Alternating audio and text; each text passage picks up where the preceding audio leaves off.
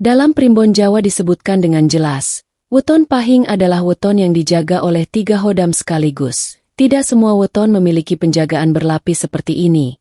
Penjagaan ini bukan tanpa sebab, melainkan karena takdir weton pahing tergolong besar dan berat. 3 hodam ini tidak datang untuk memanjakan hidup, mereka hadir untuk menjaga, menempa, dan mengarahkan jalan hidup weton pahing agar tidak keluar dari garis nasibnya. Itulah sebabnya hidup orang pahing sering terasa penuh ujian sejak awal, bukan karena sial, tetapi karena setiap langkahnya diawasi dan diarahkan oleh kekuatan gaib. Primbon Jawa menyebutkan, 3 hodam penjaga weton pahing memiliki tugas yang berbeda-beda. Hodam pertama bertugas menjaga keselamatan hidup, hodam kedua bertugas membentuk kekuatan mental dan wibawa, dan hodam ketiga bertugas membuka pintu rezeki dan peluang besar. Jika diperhatikan, banyak orang pahing memiliki pola hidup yang hampir sama, sering mengalami jatuh bangun, tetapi jarang benar-benar hancur, sering diremehkan di awal, namun berakhir disegani di usia matang. Primbon menuliskan, weton pahing iku weton sing digawa telung penjaga. Weton pahing adalah weton yang dibawa oleh 3 penjaga. Ketika weton pahing hampir celaka, selalu ada hal aneh yang menyelamatkan. Ketika hampir bangkrut, selalu muncul jalan keluar di saat terakhir.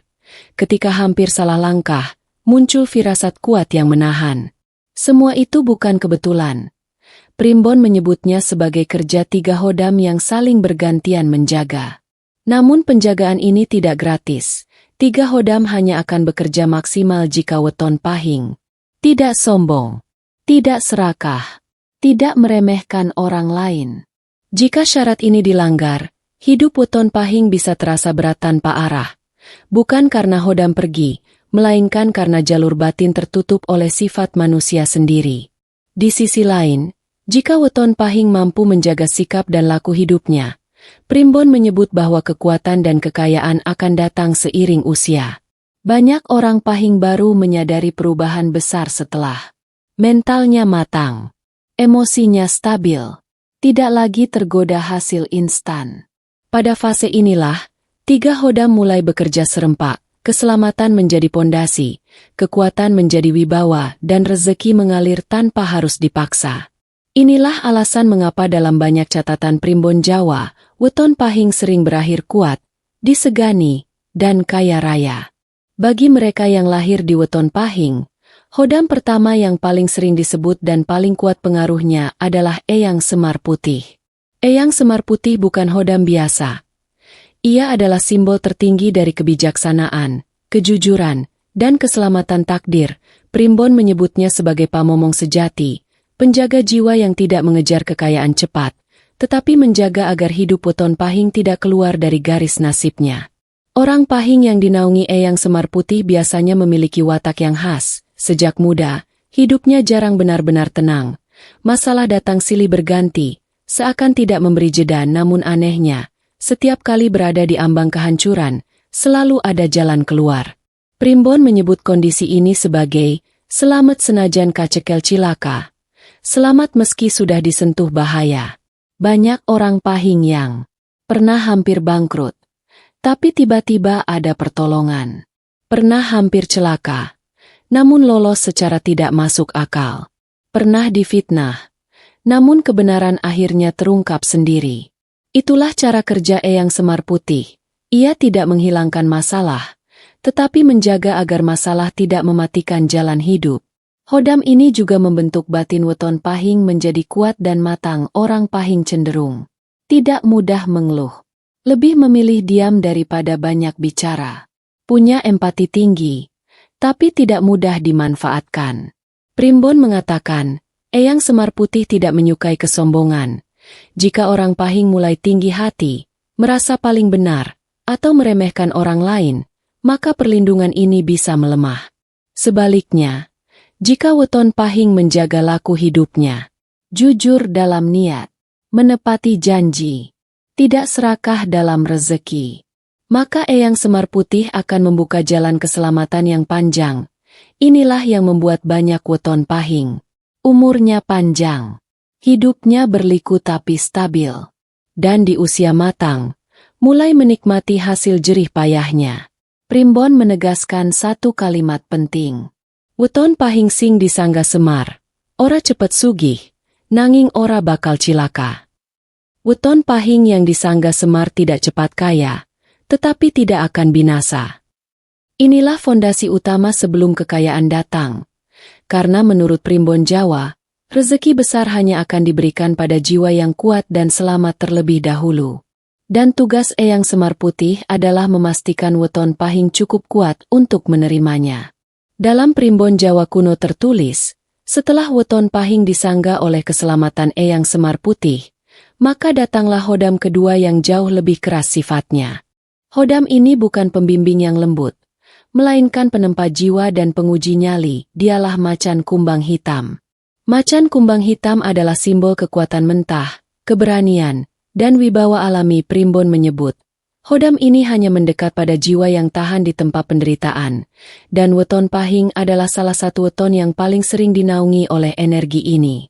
Orang pahing yang disertai macan kumbang hitam biasanya memiliki aura yang sulit dijelaskan, tidak selalu ramah, tidak selalu banyak bicara, tetapi kehadirannya terasa menekan, tatapannya tajam, ucapannya singkat, dan sikapnya tegas. Primbon menggambarkan, sing disandangi macan, ora seneng ngemis welas asih. Yang disertai macan tidak suka mengemis belas kasihan. Sejak muda, weton pahing sering dihadapkan pada pilihan berat. Mereka dipaksa untuk berdiri sendiri saat orang lain masih bergantung, mengambil keputusan besar tanpa dukungan, berani melawan keadaan yang tidak adil. Inilah latihan batin dari macan kumbang hitam. Hodam ini menolak jiwa yang lemah dan ragu-ragu. Ia membentuk weton pahing menjadi sosok yang tidak mudah dikendalikan siapapun.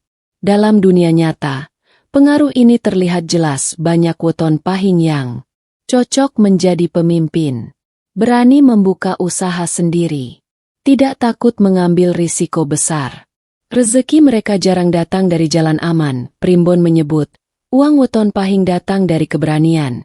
Semakin berani mengambil tanggung jawab, semakin besar pintu rezeki yang terbuka.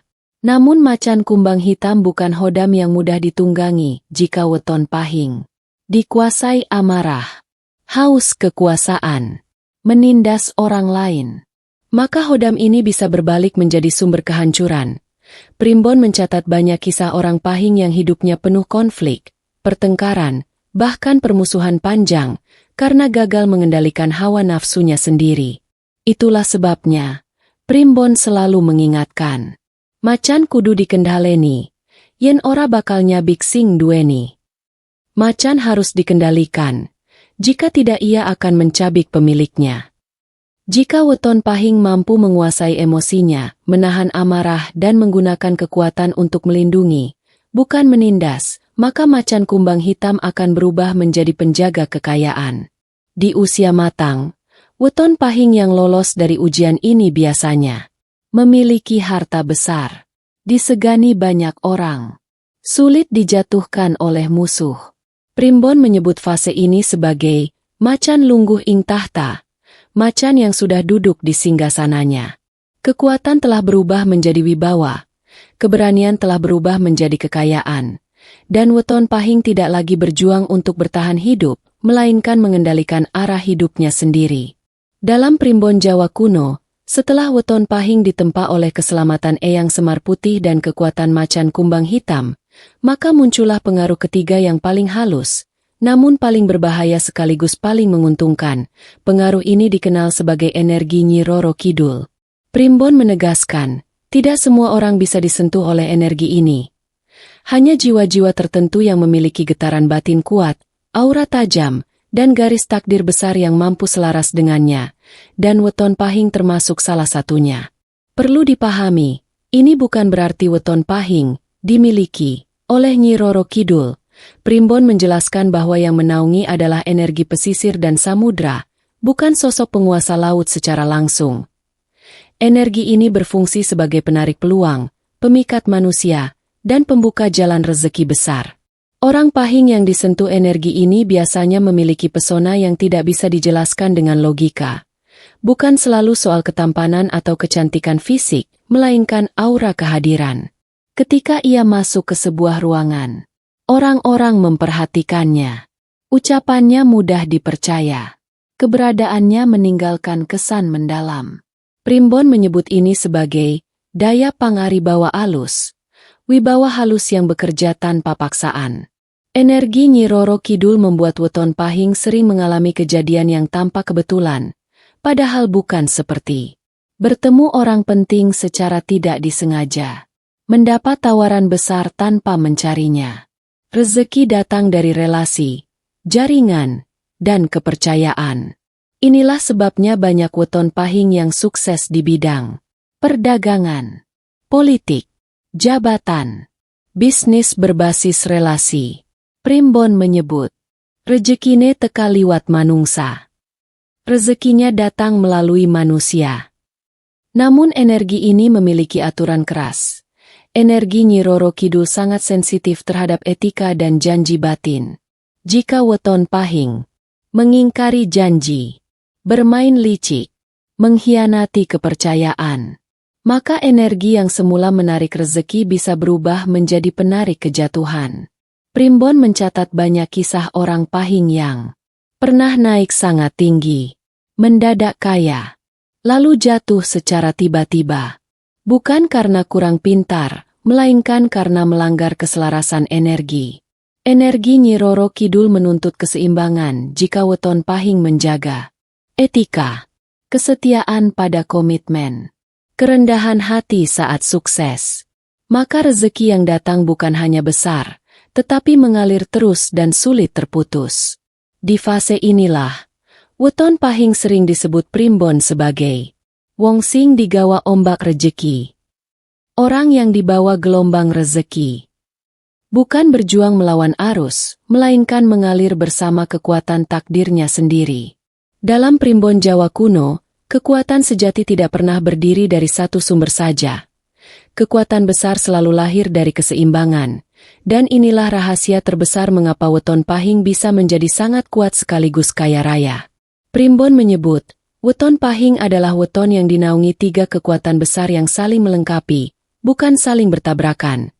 Jika satu saja tidak seimbang, maka hidup Pahing akan berat. Namun jika ketiganya berjalan selaras, maka takdir besar akan terbuka perlahan namun pasti. Hodam pertama, Eyang Semar Putih, adalah pondasi keselamatan. Ia menjaga agar hidup Weton Pahing tidak berakhir di jalan buntu. Seberapapun keras badai yang datang, selalu ada celah untuk bertahan. Inilah sebabnya orang Pahing jarang benar-benar hancur total. Hodam kedua, Macan Kumbang Hitam, adalah sumber kekuatan dan keberanian. Ia mendorong Weton Pahing untuk tidak takut melangkah, tidak tunduk pada tekanan, dan berani mengambil tanggung jawab besar. Tanpa hodam ini, Weton Pahing hanya akan menjadi orang baik yang selamat, tetapi tidak pernah besar. Dan hodam ketiga, energi Nyi Roro Kidul, adalah pembuka gerbang rezeki. Ia menghadirkan peluang lewat manusia, pertemuan, dan kepercayaan. Tanpa energi ini, kekuatan dan keberanian hanya akan menjadi perjuangan panjang tanpa hasil besar. Primbon Jawa menyimpulkan, telung daya iki kudu rukun, yen ora urip mung kebak rekasa. Tiga kekuatan ini harus rukun, jika tidak hidup hanya penuh penderitaan. Itulah mengapa perjalanan hidup Weton Pahing terasa panjang dan berliku. Mereka tidak diberi kesuksesan instan, karena batinnya harus matang terlebih dahulu. Primbon menegaskan, kekayaan besar tidak boleh jatuh ke tangan jiwa yang belum kuat. Banyak Weton Pahing baru merasakan puncak kejayaan di usia di atas 35 tahun. Bahkan setelah 40 tahun. Di usia inilah, tiga hodam mulai berjalan seirama. Keselamatan sudah terbentuk, keberanian sudah terkendali, dan etika hidup sudah matang. Maka rezeki pun datang tanpa perlu dikejar mati-matian. Usaha yang dirintis perlahan mulai menghasilkan besar. Relasi yang dijaga bertahun-tahun mulai membuka pintu. Nama baik yang dibangun diam-diam mulai mendatangkan kepercayaan. Primbon menyebut fase ini sebagai Weton Pahing wus tekan mangsane. Weton Pahing sudah sampai pada waktunya. Namun Primbon juga memberi peringatan keras jika Weton Pahing tergoda. Sombong karena kekayaan. Lupa daratan karena kekuasaan. mengkhianati kepercayaan. Maka keseimbangan tiga hodam akan retak, dan ketika keseimbangan itu hilang, kejatuhan bisa datang cepat dan menyakitkan. Karena itu, rahasia sejati weton pahing bukan sekadar kaya, melainkan mampu menjaga diri saat sudah berada di puncak. Jika keseimbangan dijaga, maka kekayaan bertahan lama, wibawa semakin kuat, dan hidup menjadi panutan bagi banyak orang. Inilah takdir sejati weton pahing menurut primbon Jawa. Dalam primbon Jawa kuno, setiap kekuatan selalu disertai tanggung jawab, tidak ada hodam yang bekerja tanpa batas, dan tidak ada perlindungan yang abadi jika manusia melupakan laku hidupnya sendiri. Di bab terakhir ini, primbon tidak lagi berbicara tentang kekuatan atau kekayaan, melainkan tentang bagaimana weton pahing menjaga semua yang telah diberikan kepadanya. Primbon menegaskan satu hal penting. Sing abot dudu sugihe, nanging cagani sugihe. Yang berat bukanlah menjadi kaya, melainkan menjaga kekayaan. Weton pahing yang telah sampai pada fase kuat dan mapan sering diuji bukan oleh kemiskinan, tetapi oleh rasa cukup yang berubah menjadi kesombongan. Di titik inilah banyak orang jatuh, bukan karena hodam pergi, melainkan karena manusianya sendiri yang menutup jalur takdirnya. Primbon memberi 3 pesan utama agar weton pahing tidak kehilangan perlindungan 3 hodamnya. Pesan pertama adalah menjaga laku batin. Weton pahing harus selalu ingat dari mana ia berasal. Kesulitan masa lalu bukan untuk dilupakan, tetapi untuk dijadikan pengingat agar tidak merendahkan orang lain yang masih berjuang. Jika hati mulai keras dan merasa paling benar, maka Eyang Semar Putih akan menarik diri secara perlahan. Pesan kedua adalah mengendalikan kekuatan. Macan kumbang hitam hanya tunduk pada tuannya jika ia mampu menahan amarah dan nafsu berkuasa. Jika kekuatan digunakan untuk menekan, menipu, atau mengintimidasi, maka hodam ini berubah menjadi sumber konflik dan permusuhan. Primbon menulis, kuat tanpa kendali mung nyepetake cilaka. Kuat tanpa kendali hanya mempercepat kehancuran. Pesan ketiga adalah menjaga etika rezeki. Energi Nyi Roro Kidul adalah energi kepercayaan. Rezeki datang lewat manusia, dan akan hilang lewat manusia pula. Jika weton pahing mengingkari janji, bermain licik dalam urusan uang, mengorbankan orang lain demi keuntungan, maka pintu rezeki akan tertutup dengan cara yang tidak terduga. Primbon menegaskan, weton pahing sejati bukan hanya kaya, tetapi menjadi penyangga bagi banyak orang. Di usia matang, weton pahing idealnya menjadi pelindung keluarga, menjadi penopang lingkungan, menjadi teladan dalam sikap dan keputusan. Inilah puncak takdir yang disebut weton pahing dadi pepadang. Weton pahing menjadi cahaya. Bukan cahaya yang menyilaukan, tetapi cahaya yang menerangi jalan orang lain. Jika semua pesan ini dijaga, maka 3 hodam akan tetap rukun. Keselamatan akan menyertai langkah, kekuatan akan menjadi wibawa, dan kekayaan akan mengalir tanpa harus dikejar dengan keserakahan. Namun jika pesan ini diabaikan, Primbon mengingatkan dengan tegas. Takdir Yeso munggah, Yeso mudhun. Takdir bisa naik, bisa turun. Maka pada akhirnya, weton pahing sendirilah yang menentukan apakah ia akan menjadi legenda yang dikenang, atau kisah jatuh yang disesalkan. Kalau kamu lahir di weton pahing, atau merasa hidupmu sering diuji tapi selalu selamat, wajib klik like sekarang juga. Share video ini ke keluarga atau temanmu, karena tidak semua orang siap menerima rahasia ini. Dan subscribe channel ini, karena di video selanjutnya kita akan membongkar rahasia weton yang dijaga hodam paling kuat menurut primbon Jawa.